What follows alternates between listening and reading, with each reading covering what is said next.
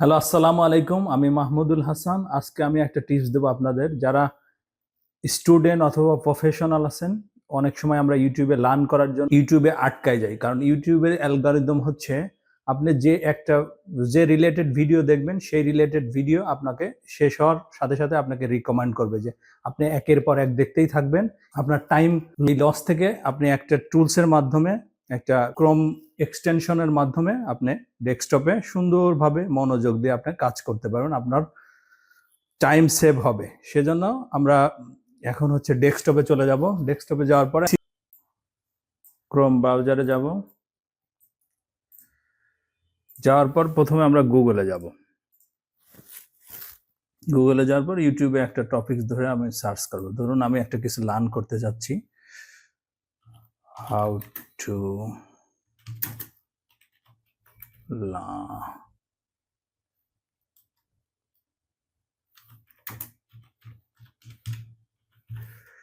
ধরুন আমি ইংরেজি শিখতে যাচ্ছি। ইংরেজি শিখতে যাওয়ার জন্য আমি একটা সার্চ করলাম ইউটিউবে। এখন কি হবে, আমি একটা ভিডিও দেখা শুরু করলাম, আমার রিলেভেন্ট ভিডিও দেখাইতে থাকবে। এতে কি হবে, আমার মানে কন্টিনিউ একটা লার্ন করার একটা পসিবিলিটি থাকতেছে, যেটা একটা যে টাইম ম্যানেজমেন্ট করতে চায় ভালোভাবে তার জন্য একটা প্রবলেম। এই প্রবলেম থেকে আপনি ফোকাস আরো কিভাবে থাকবেন সেজন্য আপনাকে একটা এক্সটেনশন নামাইতে হবে। এক্সটেনশনটার নাম হচ্ছে ডিএফ টিউব। লিখে সার্চ করার পর প্রথমে এক্সটেনশনটা দেখাবে। এটা আমি অলরেডি ইনস্টল করছি, আপনি এটা ইনস্টল করে নেবেন। ইনস্টল করার পর এটাকে ক্রোমের এক্সটেনশন বার থেকে সেটিংসে যাওয়ার পর আপনি ওইটাকে পিন করে নেবেন।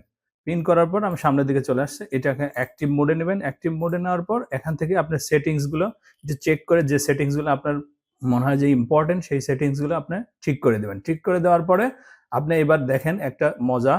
এবার আমি ওই একই জিনিসটা লিখে আবার সার্চ করবো। আমি কেটে দিই, পুরোটা কেটে দিয়ে আমি আবার নতুন করে ইউটিউবে যাই। যাওয়ার পরে আমি এবার সার্চ করবো যে how to learn English. Just click করব। দেখুন আমি এই ভিডিওটাই আসলো। এই ভিডিওটা আসার পরে দেখেন আমাকে রিলেভেন্ট যে ভিডিওগুলা সাইডে দেখায় সেটা দেখাবে না, কারণ এতে আমার কি হবে, ফোকাস থাকতে সুবিধা হবে। আর এভাবে আপনি আপনার ইউটিউবে লার্ন করতে অনেক সহজ হবে। যে টপিকস আপনি লার্ন করতে চান, আপনার টাইম ম্যানেজমেন্টটা ভালো হবে, এভাবে আপনার প্রোডাক্টিভিটি বাড়বে। আশা করি আপনার এই টিপসটা হেল্প করবে। Thank you very much.